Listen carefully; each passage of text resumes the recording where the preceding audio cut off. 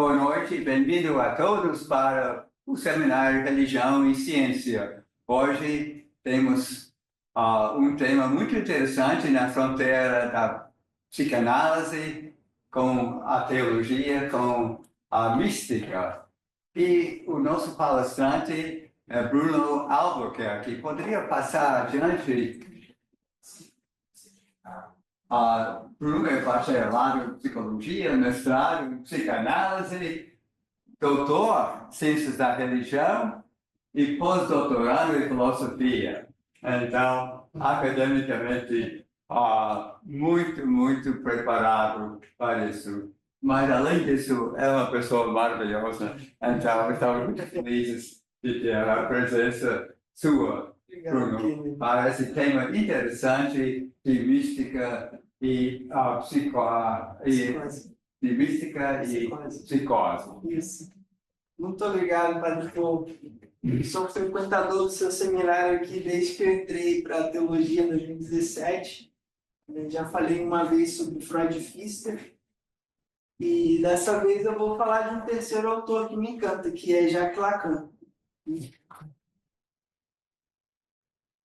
Então, uma aproximação inicial ao tema, a gente vai... Aqui tem uma pessoa em oração e o consultório de Freud. Como é que essas coisas conversam ou não conversam, né? Então, eu queria recomendar, antes de tudo, 3 obras que se dedicam especificamente a esse tema, que me ajudaram muito a preparar, certo?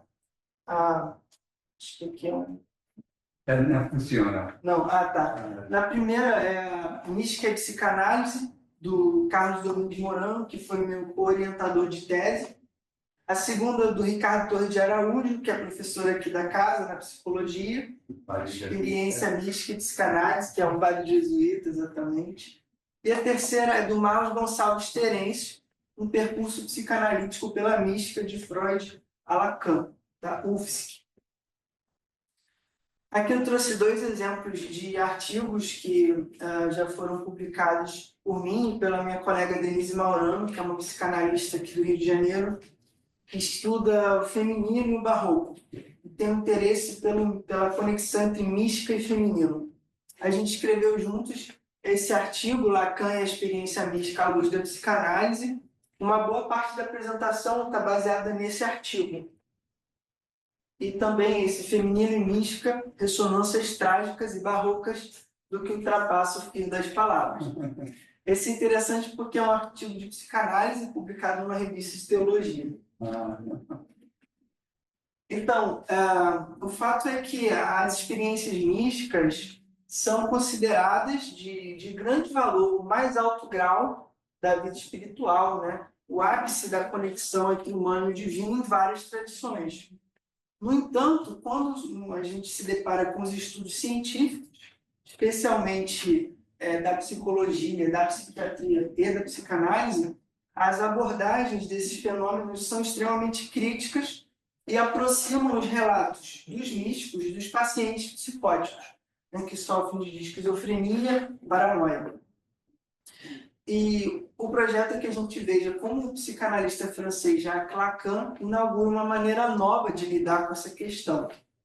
E particularmente quando ele traça diferenças entre os registros das memórias do paciente Daniel Paul Schreber, que foi a autobiografia dele de 1911, foi analisada por Freud, se tornou um texto clássico, né? E na história da psiquiatria, talvez o Schreber seja o paciente mais famoso, e a escrita poética do carmelita São João da Cruz. Lacan oferece pequenos comentários, porém extremamente interessantes, e um projeto que no ano que vem eu possa aprofundar um pouco melhor, lendo a biografia do Schreber e a obra do São João. Bom, primeiro que o recorte epistemológico é a psicanálise, que a gente está trazendo aqui, né? E o segundo, que a gente precisa diferenciar a mística dos fenômenos paramísticos, que seriam fenômenos, vamos dizer, que ficam na borda, que hoje se fala muito em fenômenos anômalos, certo? Como levitação, enfim, glossolalia, dentre outros, né? e que muitas vezes são olhados com suspeita também, não só pelos clínicos e cientistas, mas também pelos próprios mestres espirituais, não é mesmo? Então, a dificuldade de nomear o que seria então a mística, né? E o Ricardo Toy, ele apresenta a mística como um fenômeno humano de primeira grandeza, uma realidade da mais alta importância, o ápice da vivência religiosa, o ponto culminante da experiência que o ser humano faz de Deus. E aqui é importante a gente levar em consideração os extremos do espiritualismo e do psicologismo, certo? Em primeiro lugar, o espiritualismo ele tentaria dispensar a experiência religiosa do exame crítico da ciência. Porém, essa experiência religiosa, mística, acontece na pessoa humana, no psiquismo do crente, né? Então, aí, a legitimidade de uma abordagem psicanalítica. Por outro lado, o psicologismo, quer dizer, como se a ciência tivesse tudo a dizer sobre o fenômeno místico, o que também seria o extremo oposto, né? O próprio Lacan, no seminário, diz algo a respeito disso, né? De que as doutrinas e a maneira como as doutrinas são articuladas no campo da fé, elas não pertencem a um âmbito reservado aos fiéis. Pertencem ao nosso exame e até mesmo requerem seu registro próprio, seu modo de expressão, toda a nossa atenção. Então, nessas tentativas de definição, a gente encontra uma considerável dificuldade, né? A gente pode encontrar, por exemplo, já no pai da psicologia da religião, possivelmente pode ser considerado assim, William James, quando na sua obra Variedade da Experiência Religiosa, ele enumera 4 características principais. A inefabilidade, que é a impossibilidade de colocar em palavras aquilo que se vivencia. A qualidade noética, que significa que a mística promove alguma forma de iluminação intelectual. A transitoriedade, essa fugacidade, não é uma experiência que dure permanentemente. E a passividade, essa necessidade de entregar-se. Então, eu gosto da definição do Carlos Domingos Morano, quando ele diz que a mística é uma vinculação, vivência de vinculação amorosa e gozosa com aquilo que se considera a origem da existência. Acho que essa é suficientemente precisa e flexível para abarcar diversos tipos de narrativas nessa experiência, né? Certo? A gente encontra, por exemplo, no texto de Jung, né, da psicologia analítica, uma experiência que parece ser dessa ordem. Um estado de consciência completamente novo e inesperado. Não havia mais dentro nem fora, eu nem tu, o céu e a terra, o universo e tudo que nele rasteja ou voa, gira ou acende ou cai, tornaram-se uma só coisa. Então, essa parte do Freud, sentimento oceânico, nós não vamos tratar hoje, fica para uma outra oportunidade, em que eles vão discutir sobre a mística como um sentimento que abrange o ser humano numa totalidade universal que promove algum consolo, né? E vamos falar das linguagens místicas.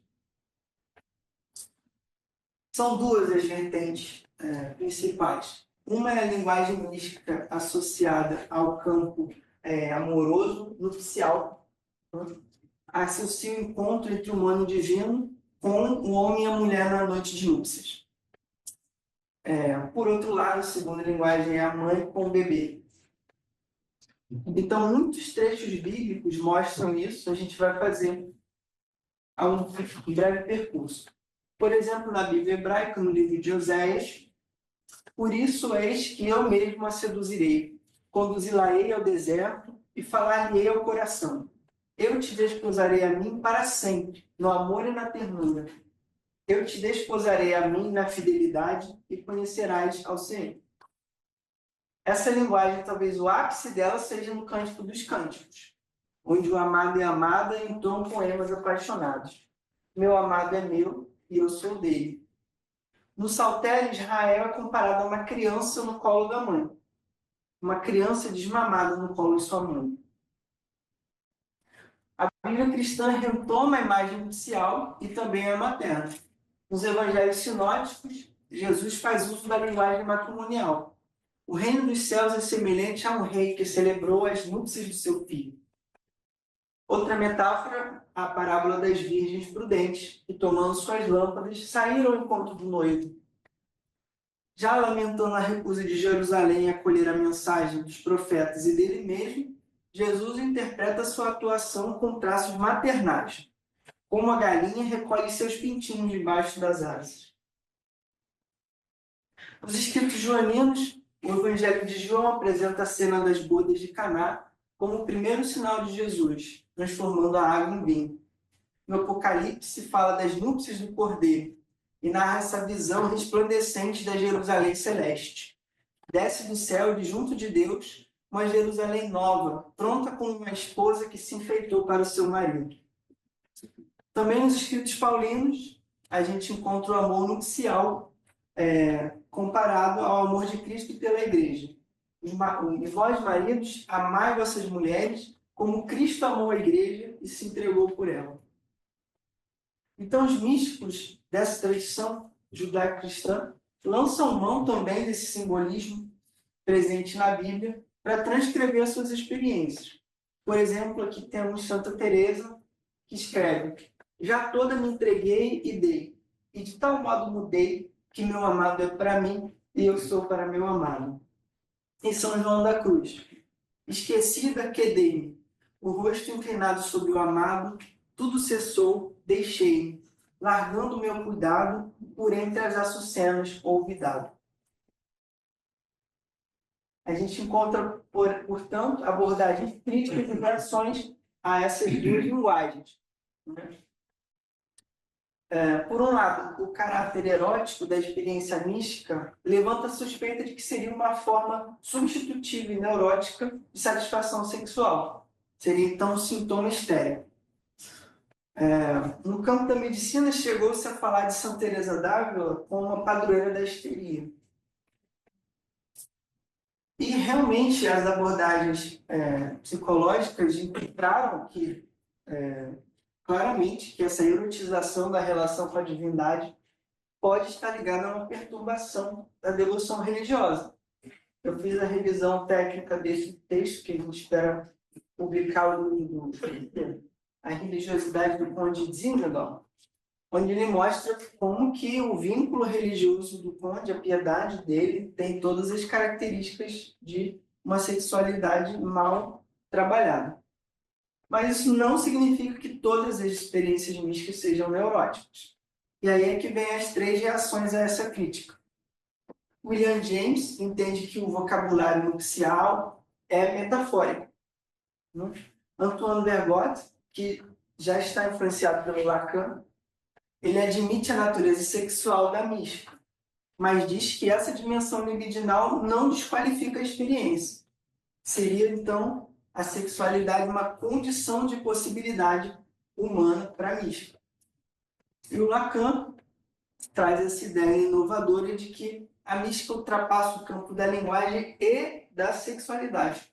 Esse é um ponto extremamente complexo e delicado da teoria psicanalítica, que recente comecei essa pesquisa com a Denise em 2017, mandei um áudio do WhatsApp para ela semana passada, como é que isso continua tão enigmático, por mais que a gente estude.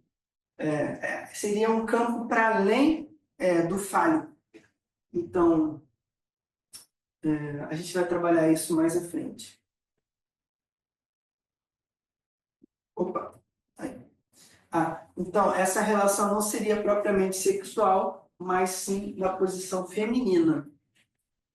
Já a dimensão materna provoca desconfiança de que a mística, embora pareça um índice de maturidade afetiva, na realidade seria uma regressão aos estágios mais recônditos da formação do bebê ainda no útero, uma indiferenciação entre o eu e a mãe. Então, isso aproximaria a mística da psicose. É o que o Freud discute com a Romain Rolland, como eu mencionei brevemente. E aqui também a gente precisa reconhecer que os delírios paranoicos apresentam a temática religiosa frequentemente, né? Os psicóticos se referem a Deus como essa aspiração de a totalidade.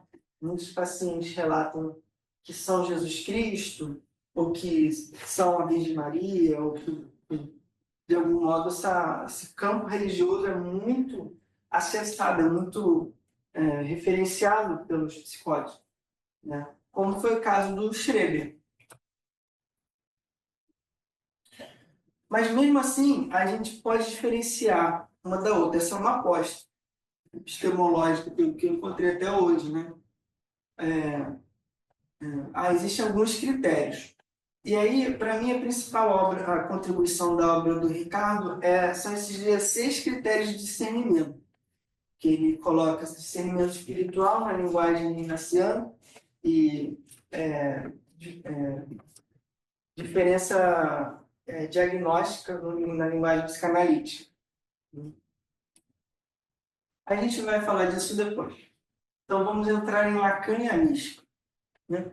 Interessante que a primeira coisa que o Lacan fala no seminário, que você abre lá a publicação da obra dele, né, falada, seminário 1, ele começa assim: o mestre interrompe o silêncio com qualquer coisa, um sarcasmo, um pontapé. É assim que procede na procura do sentido um mestre budista, segundo a técnica Zen. Cabe aos alunos, eles mesmos, procurar a resposta às suas próprias questões. É assim que ele começa, ou seja, de algum modo aproximando a fala dele, a fala de um mestre Zen. Então, ele aproxima indiretamente, a gente vai ficar mais claro depois, o analista do místico. Então, 2 anos depois, as psicoses, o seminário foi dedicado a esse tema, o Lacan fala da tradição cristã para sinalizar uma diferença radical entre a psicose do Schreber e a mística de São João da Cruz, que a gente vai ver já já. Ele diz assim: ora, não há absolutamente nada de comum entre a ênfase que nos é dada de um lado e do outro. Eu diria mesmo que, a respeito do menor testemunho de uma experiência religiosa autêntica, vocês verão toda a diferença. E aí, 17 anos depois, ele vai retomar essa questão, essa diferença específica entre Schreber e São João, no seminário 20, onde ele está tratando do feminino. Então, ele diz que a mística é algo de sério, sobre o qual nos informam algumas pessoas, e mais frequentemente mulheres, ou bem gente dotada como São João da Cruz. Para Lacan, esses sujeitos experimentam a ideia de que deve haver um gozo que esteja mais além, e conclui: é isto que chamamos os místicos. E aqui fica mais claro como que ele mesmo se coloca no lugar de analista, num lugar parecido ou próximo com o do místico, quando ele diz assim: essas jaculações místicas não é lorota nem só falação, é em suma o que se pode ler de melhor. Podem pôr em rodapé nota, acrescentar os escritos de Jacques Lacan, porque é da mesma ordem, o escrito psicanalista e o escrito místico. Bom, é interessante que o Lacan não vai pela via, ele costuma sempre retomar o Freud e criar algo novo, se contrapor. Quando ele fala da mística, ele não está se baseando no diálogo do Freud com o balanço do sentimento oceânico. Ele vai ao enigma da sexualidade feminina, aquilo que Freud fala, o dark continent, essa dimensão enigmática, habitada pelas mulheres.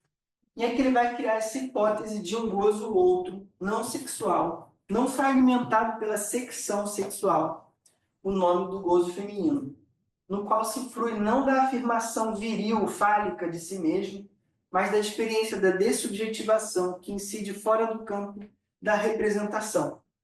Nela o sujeito está retirado e pode apenas pressenti-la como um acontecimento e não como um ato de vontade. Então a mística não tem a ver com esse usufruir das insígnias fálicas, né? Ou seja, não se trata de um accomplishment, de ao que ao qual se pode chegar por um esforço pessoal, ou por uma construção de carreira, onde no final, né? Mas ao contrário, se trata de se desfazer de todas essas ilusões do eu, né? Para se entregar alguma coisa que não se pode garantir que se vai ter, né? Então, essa experiência que a gente chama de dessubjetivação. E essa experiência da entrega pode ser, então, vivida com uma nova modalidade de laço com a alteridade. Aliança com o infinito, com o ilimitado, com o real e cognoscível. Mas isso também gera, como a gente viu, a experiência mística ela é pontual, né, transitória, isso faz com que o sujeito se insira novamente na sociedade de uma outra maneira, né? Provoca efeitos. E a hipótese da Denise, que eu achei muito interessante, quando a gente trabalhou no artigo, no seminário do Lacan não aparece essa diferença, assim, gozo do outro, gozo do outro. Mas ela foi formulando isso e foi fazendo cada vez mais sentido para mim. O gozo do outro seria esse da entrega, do júbilo, de São João da Cruz. O gozo do outro é quando se vive isso como uma intrusão psíquica, que a gente vai ver no caso do paciente psicótico, né? Uma intrusão abusiva e devastadora.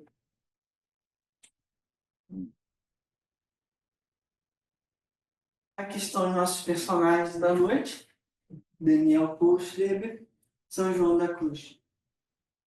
Na Alemanha do início do século XX, o paciente escreveu as suas memórias de doente dos nervos, que queria ter alta do sanatório onde estava internado com diagnóstico de paranoia.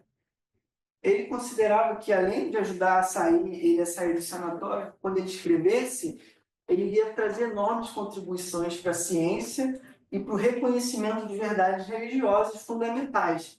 Ele se coloca nesse lugar messiânico, né? A primeira manifestação da doença aconteceu quando ele perdeu uma eleição por um cargo importante e ele foi tratado pelo médico Paul-Emile Fleschs, professor de psiquiatria em Leipzig. Em pouco tempo ele teve alta, viveu 8 anos com a mulher, até cair novamente doente. Dessa vez, não porque ele perdeu uma eleição, mas porque ele foi nomeado juiz-presidente de uma corte de apelação e ele surtou. Então, Freud vai analisar as memórias dele e dizer que ele não foi capaz de responder esse lugar paterno. Entre essas duas internações, ele tinha uns sonhos de que esse distúrbio nervoso tinha voltado e uma ideia, assim, entre o sono e a vigília que aparecia para ele de que deveria ser muito bom ser uma mulher submetendo-se ao ato da cópula. E ele rejeita esse pensamento indignado. Porém, isso vai retornar no delírio dele de forma muito clara. Ele passou 9 anos internado e obteve alta.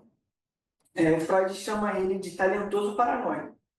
Ele relata ter passado pelos piores horrores imagináveis em nome de um intuito sagrado. Seus delírios assumiram um caráter religioso e místico gradativamente. Pensava estar em comunicação direta com Deus. Era objeto do jogo de demônios. Via aparições miraculosas, ouvia música sagrada e pensou viver em outro mundo. O interessante é que, ao mesmo tempo que ele constrói uma estrutura delirante altamente complexa, o Freud mostra isso, que o delírio é a tentativa de cura. A visão psicanalítica é paradoxal nesse sentido, né? O delírio é uma forma de transformar aquilo que é esquizofrenia em paranoia. Na esquizofrenia, o sujeito está completamente dilacerado, que é como ele vivencia inicialmente. Todos esses fenômenos o devastam, o dividem, e a paranoia dá para ele uma narrativa que dá para ele um lugar no mundo, né?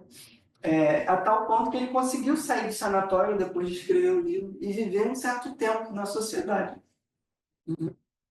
Ele conseguia falar de vários assuntos, mas quando entrava no delírio, a pessoa podia perceber, né? Então, o núcleo da crença delirante era que ele tinha a missão de redimir o mundo por meio de sua transformação em mulher, que ocorreria ao longo de muito tempo para que ele pudesse gerar uma nova raça de homens por meio de uma fecundação direta por Deus. Esse é o núcleo do delírio final. Então, os relatórios psiquiátricos colocavam preponderância à fantasia de redentor, mas o Freud mostra o contrário, analisando os escritos do Schreber, que, na verdade, a ideia da transformação em mulher era o delírio primário. A ideia de redentor veio para tentar lidar com a dificuldade que o paciente tinha com esse delírio de ser transformado em mulher. Na medida em que o próprio Deus o desposaria, então aí ele consegue tolerar essa ideia da transformação em mulher. Porque primeiro ele tinha um delírio sexual de perseguição em relação ao médico que tratava dele. E se tornou depois um delírio religioso de grandeza. Bom, ele tratava exaustivamente dessa transformação em mulher, conectava os propósitos de Deus. Certo. Eu queria ler essa parte que eu acho bem interessante. Schreber formulou diversas teorias para o fim do mundo. Vozes lhe diziam que os últimos 14 milênios dariam em nada. A Terra teria apenas um pouco mais de 2 séculos de vida. O planeta seria destruído num processo de glaciação em consequência da retirada do Sol. Outra teoria dizia que o culpado do fim do mundo era Flesch, por ter semeado medo e terror, destruindo os fundamentos da religião, disseminando distúrbios nervosos e imoralidades, de modo que a devastação se abateria contra a humanidade. Em geral, o fim do mundo era tomado como uma consequência do conflito entre ele e Flesch, ou do seu vínculo com Deus. E a interpretação do Freud é que essa imagem da destruição do mundo era uma projeção da catástrofe interna do paciente. O mundo interior dele estava despedaçado, completamente em perigo. Né? E ele vê isso projetado no mundo. Né? E é por meio do delírio que ele reconstrói essa conexão com o mundo. Bom, São João da Cruz também fala de um casamento com Deus, por meio da poesia, né? E que requer uma implicação subjetiva, muito diferente da posição do psicótico. Né? O psicótico ele está ali como objeto, enquanto o místico como sujeito. Né? E aqui Lacan pontua o seguinte: a relação de Schreber com seu Deus, apesar de rica e complexa, surpreende por não comportar nada que indique a menor presença ou comunicação real que pudesse evocar a ideia de que havia verdadeiramente ali uma relação entre dois seres. Essa citação eu creio que seja muito relevante para quem estuda a abordagem psicanalítica da religião e da mística, porque aqui ele diferencia claramente que, no caso de Schreber, não haveria uma relação com a alteridade, o grande outro que ele chama.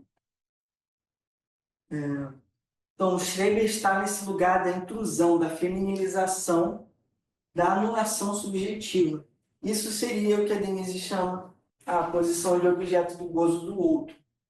No caso de São João, essa dessubjetivação é completamente diferente. Ela é consentida, desejada, há uma entrega, e ela é vivida como um gozo outro, não sexual, promotora de júbilo, celebrada no ato poético. Então, lhe confere uma posição na ordem simbólica.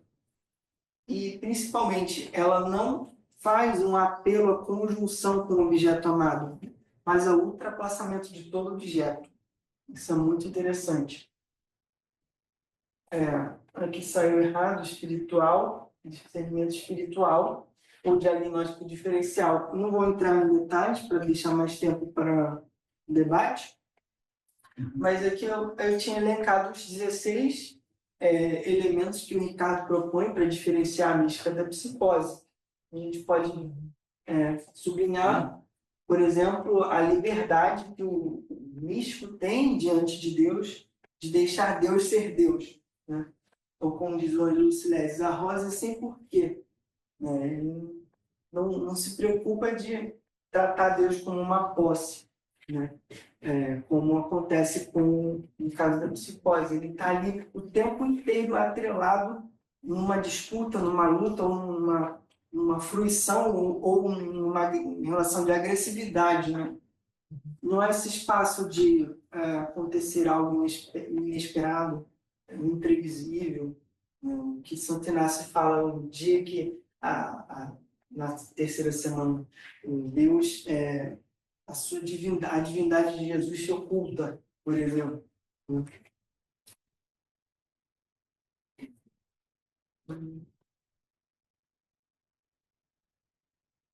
Esse aqui acho que é importante falar, que é a feminilidade como metáfora. No caso de São João, ele feminiliza sua alma, ele fala da sua alma metaforicamente. Mas o psicótico, ele experimenta a feminilização do seu corpo literalmente, né? É uma coisa na carne, ele vivencia como algo literal, e não como metáfora.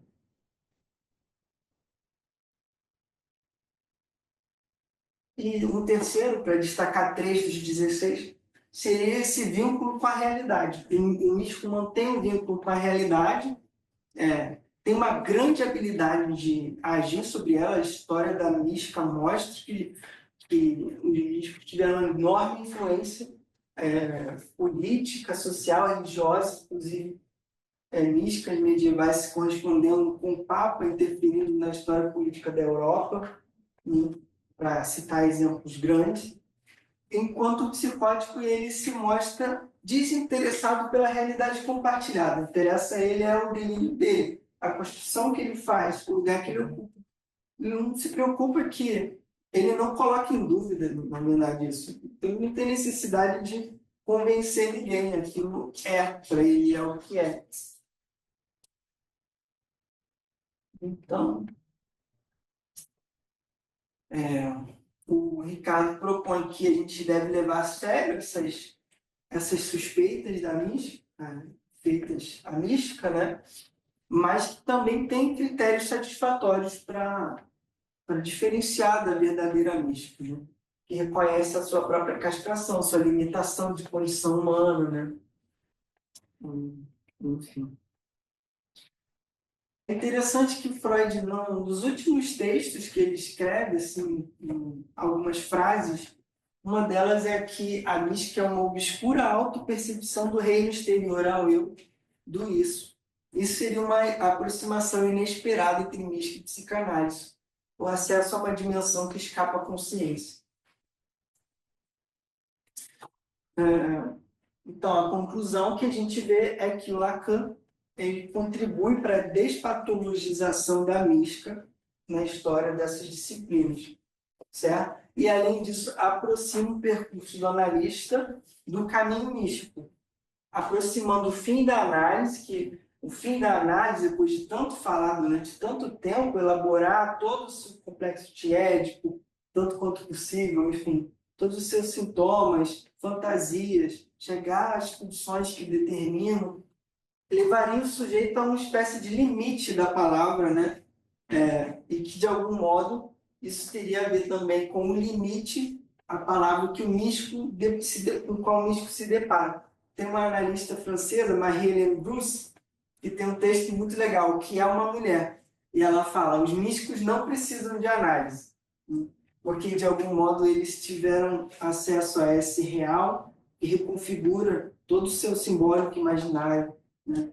E que isso, então, seria uma aproximação do campo do feminino, em contraposição ao masculino, que alcança objetivos determinados, são as insígnias fálicas, objetivos determinados, um eu respeitável, né, um lugar na sociedade de destaque, enfim, uma certa satisfação econômica, qualquer coisa que ofereça uma imagem, uma percepção de si consistente.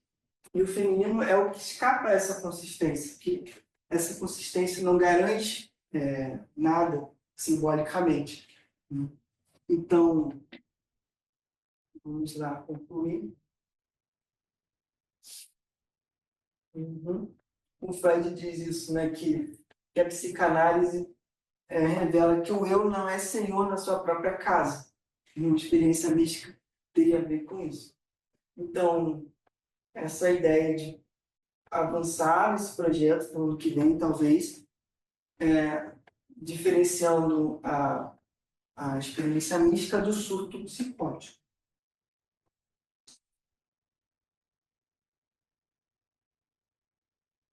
São os 4 livros que pretendo aprofundar, talvez, no ano que vem. Vou conversar com o meu supervisor, que está aqui, inclusive, Renato, obrigado. As Memórias do Doente dos Nervos, uma edição nova, super bacana, com aparato crítico ótimo. As obras São João da Cruz. O caso Schreber está aqui é o 4º grande caso, os 5 casos de Freud, né? Eu estou escrevendo um artigo sobre cada um dos casos. E o seminário 3, as psicoses de Lacan, que está no meu e-mail se alguém quiser escrever. Obrigado.